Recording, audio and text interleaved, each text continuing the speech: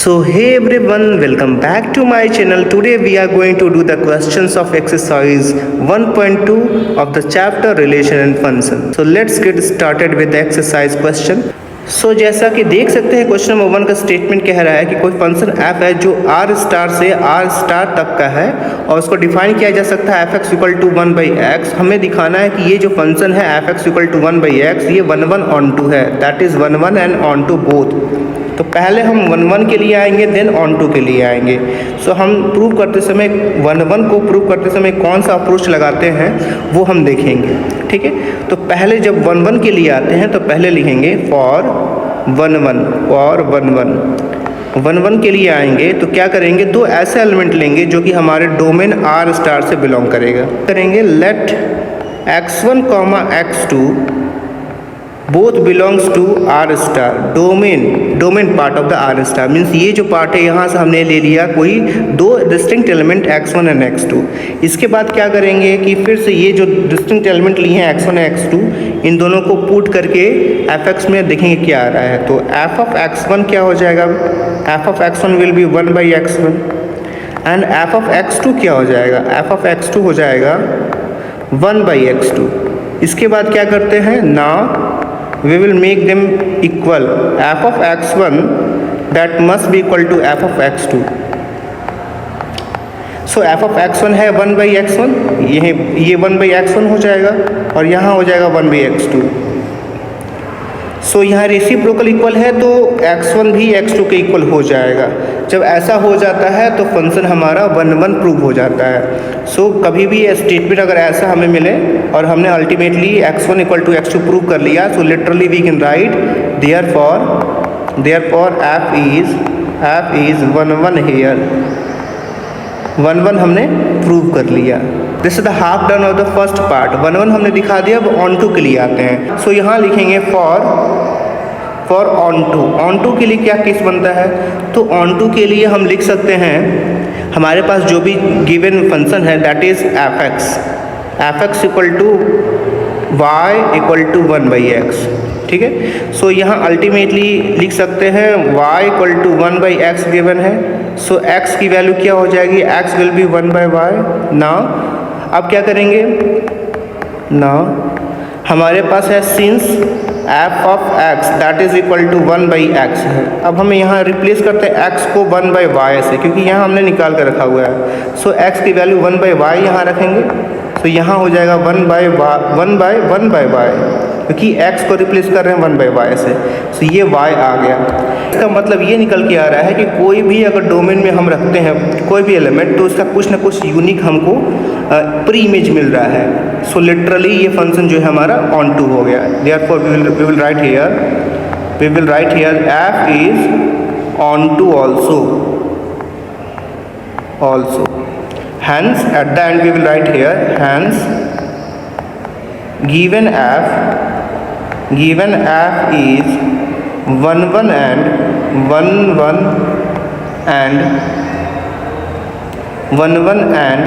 on to हो गया prove, hence prove.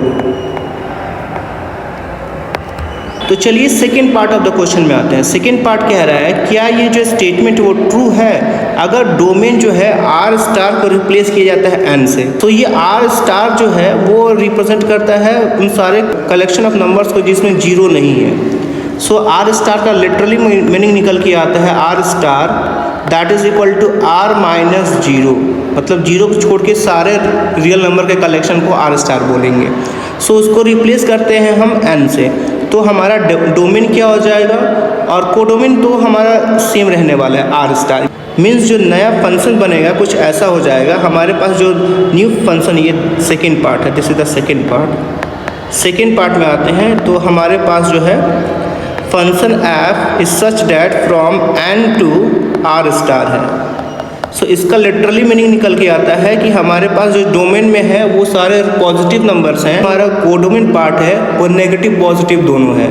So obviously अगर हम देखें अगर ये n है और ये r स्टार है, r star we can say, so यहाँ जो फंक्शन बन रहा है दिस इज द एफ। इसमें तो पॉजिटिव नंबर्स होंगे, 1 होगा, 2 होगा, 3 होगा, 4 होगा, 5 होगा, इसके बीच भी डेसिमल वाले नंबर भी आ जाएंगे, 0.5, 0.6, 0.8, ये 2.5, 2.6, यहाँ भी कुछ भी आ जाए तो डेसिमल वाले भी हैं, सब कुछ है। लेकिन यहाँ जो है वहाँ नेगेटिव नंबर्स हैं, यहाँ 0 है, यहाँ नेगेटिव है, यहाँ पॉजिटिव है।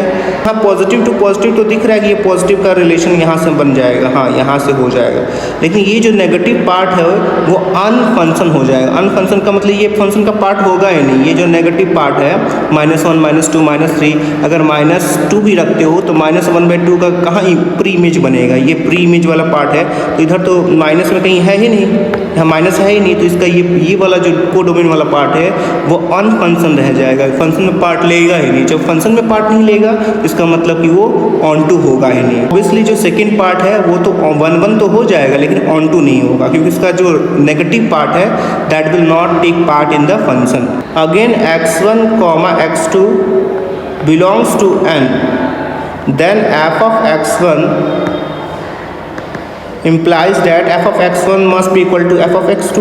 तो ये हो जाएगा 1/x1 that is equal to 1/x2। तो यहाँ तो x1 इक्वल टू x2 आ जा रहा है, तो लिखोगे देयरफॉर f is 1, 1। यहाँ तो f 1 हो जा रहा है, but for the onto we will write here to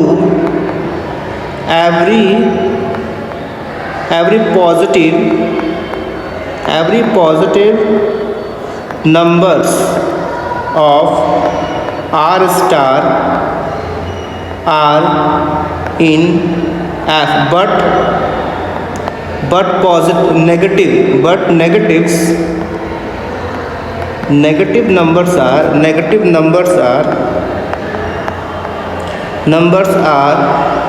not in f, so f is not onto, therefore f is 1 1 but not onto।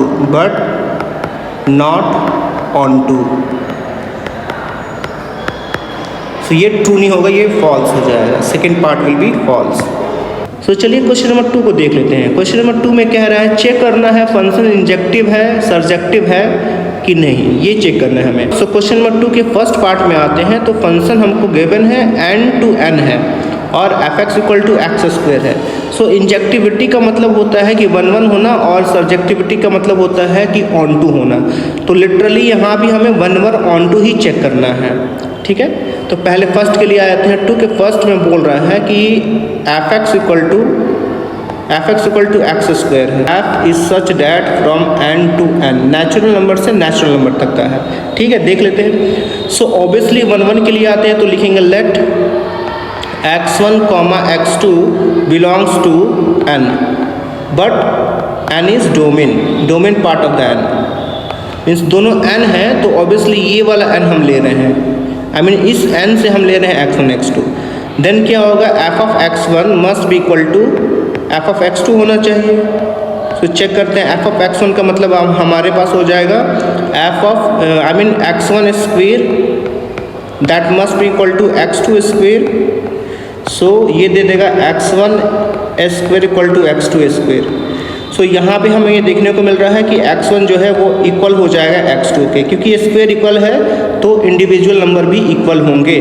सो अगर ऐसा मिल जाए कि जो हम एलिमेंट लेके चले थे डिस्टिंक्ट एलिमेंट और वो दोनों इक्वल हो जाए, देन फंक्शन जो होता है 1 1 हो जाता है। सो लिटरली यहाँ लिख देंगे हम function is 1 1, therefore f is injective 1 1 को ही इंजेक्टिव बोलते हैं। अब ये सेकंड पार्ट है सर्जेक्टिविटी का, मीन्स ऑन टू का है। तो ऑन टू में हमें देखने को मिल रहा है कि अगर दो हमारे पास हैं, ये n का सेट हो गया और ये n मीन्स नेचुरल नंबर का हो गया। तो यहाँ तो क्लियर है 1 का 2 का 3 का 4 का 5 का जो भी होगा वो सारा एलिमेंट का स्क्वायर कुछ ना कुछ होगा। यहाँ 4 हो सकता है, 5 हो सकता है, बहुत सारे ऐसे नंबर होंगे। लेकिन यहाँ जो एलिमेंट आएंगे ये भी तो नेचुरल नंबर का ही सेट है, लेकिन यहाँ भी तो 1 आएगा, 2 आएगा, 3 आएगा, 4 आएगा, 5 आएगा, 6 आएगा। लेकिन यहाँ 1 का तो रिलेशन बन जा रहा है, यहाँ पे फंक्शन का पार्ट है, लेकिन 2 जो है लिटरली 4 से कनेक्ट होगा, 4 से रिलेटेड होगा, 3 जो है 9 से होगा आगे जाके, 4 जो है आगे जाके 16 16 से होगा, 5 है 25 से होगा, ये तो होंगे, लेकिन ये जो नंबर है 2 है, 3 है, 5 है, 6 है, ये सारे नंबर जो है सेकंड जो कोडोमेन वाला पार्ट है, जो कोडोमेन वाला सेट है, वो अनफंक्शन रह जाएंगे, मीन्स वो फंक्शन में पार्ट लेंगे ही नहीं। सो यहाँ फंक्शन जो है वो सर्जेक्टिव नहीं हो पाएगा। सो यहाँ लिखोगे literally, since every element of domain n is the part of F, but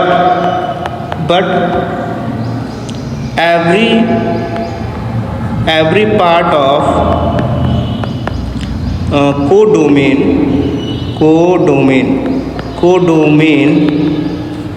n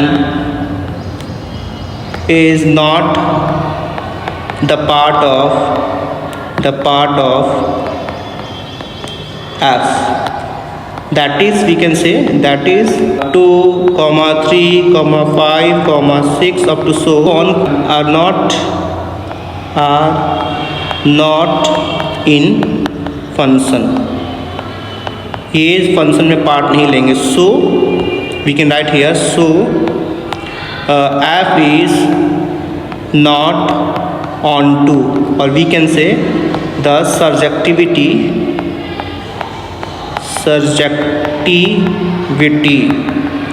is not for F। F के लिए यहाँ पे सर्जेक्टिविटी अप्लाइड नहीं है, बट इंजेक्टिविटी है। यहाँ हम देख सकते हैं injective, F is injective but not surjective, यहाँ लिख सकते हैं।